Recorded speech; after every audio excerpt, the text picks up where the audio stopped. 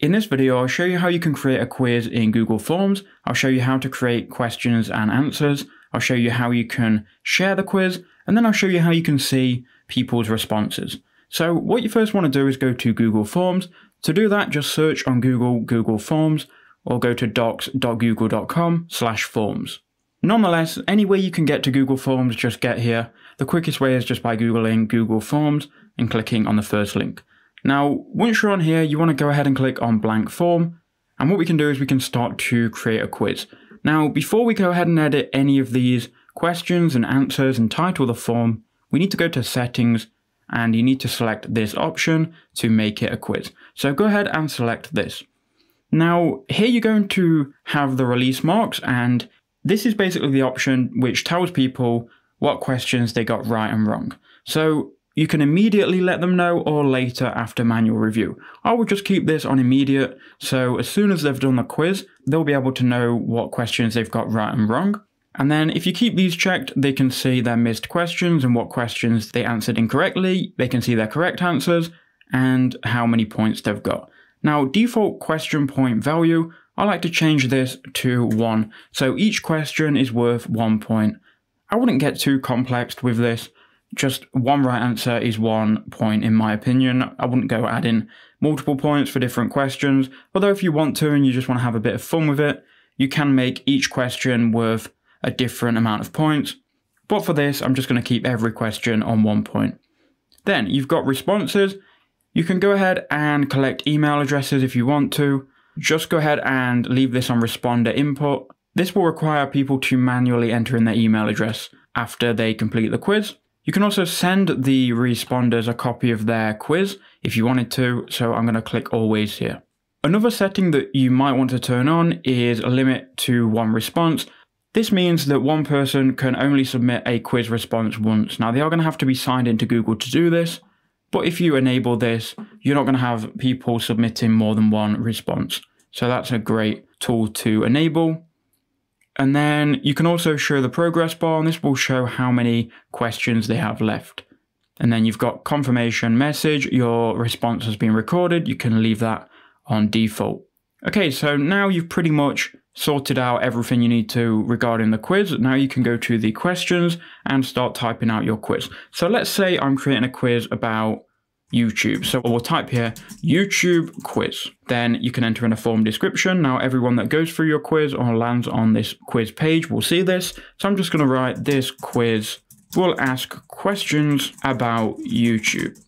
Then, because we've enabled the email response, everyone's going to have to enter in their email before taking the quiz. Now this is required. Now this is great because then you can see who's actually submitted the response, and you'll get a spreadsheet of who submitted the response and what questions they got right and wrong, and you'll be able to see all of their answers based on their email. Okay, so let's get to asking question 1. So if you go to the first question, it should be on multiple choice by default. I would just go ahead and select multiple choice if it isn't. You can also create short answers, but for a quiz, it's usually multiple choice. So we're going to leave it on that. So the first question I'm going to ask is, who created the YouTube song It's Every Day Bro? And then we can type in some responses here. So the first one I'm going to type in Logan Paul. The second one I'm going to type in PewDiePie. And the third one I'll just type in Jake Paul. And then for number 4 we'll type Mr. Beast. Now once you've typed in these options, you need to tell Google Forms which is the correct one. So if you go to answer key, you can give the correct answer 1 point.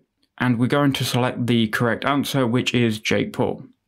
Then we can go ahead and click done. So Jake Paul is the correct answer, as you can see here. Now, people who are taking your quiz won't see this green tick. This is just for you to know what answer is correct. If you go to answer key as well, you can add answer feedback. So if someone gets it wrong, you can obviously give them feedback about the question. And if they get it right, you can just say well done.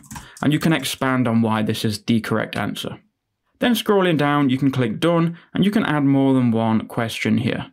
So go ahead and click add question, and then you can add another question. So my second question might be, who is the most subscribed to YouTuber And then we can put here Mr. Beast, Logan Paul, KSI. And obviously you would type out your questions and make sure you go to the answer key, decide what this question is worth. I like to just choose 1 point and make sure you choose the right answer. Now, once you've created as many questions as you'd like, you can then go to responses. And here what you need to do is make sure you've got accepting responses turned on. From here, you then want to click on these 3 dots. And if you want email notifications every time someone submits the answers to your quiz, you want to then click Get Email Notifications for new responses. Then finally, you want to click on Link to Sheets, and you want to create a new spreadsheet. So I'm going to call this spreadsheet YouTube Quiz Responses. Then we can go ahead and click Create, and that's going to create a new spreadsheet, which will open here. Here you've got the time someone completes the quiz, their email address, their score, and you've got the individual questions here. So now let's go ahead and share the quiz, and we'll complete the quiz and just make sure that the results come into this spreadsheet. So now to share your quiz, you need to go to the send button, and here you can either send by email, or you can just go ahead and click on this button, which you will get a link. You can then click shorten URL, and this will give you a short form URL to your quiz, which you can go ahead and send to people. So now we'll go ahead and paste in this link to the address bar, and we should now be able to fill in this quiz. So I'll go ahead and enter in my email here.